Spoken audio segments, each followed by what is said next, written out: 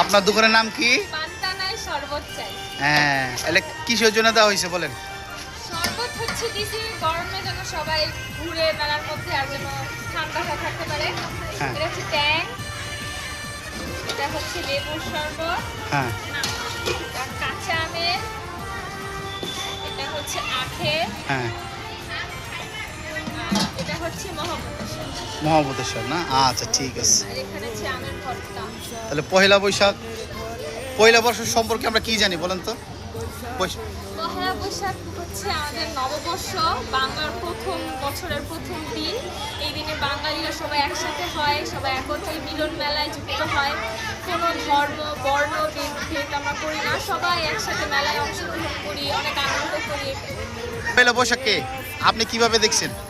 পহেলা বৈশাখ হচ্ছে বাঙালির ঐতিহ্য এবং সংস্কৃতি।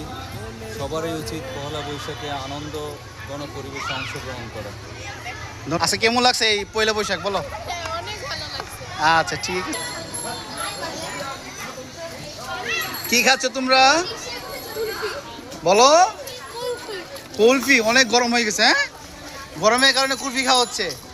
পয়লা বৈশাখ কেমন লাগছে আজকে? খুব ভালো না? আজকে পয়লা বৈশাখ দিন তো আপনার মন ভালো থাকার কথা, মন খারাপ কেন বলেন তো? বলেন, এদিকে তাকান।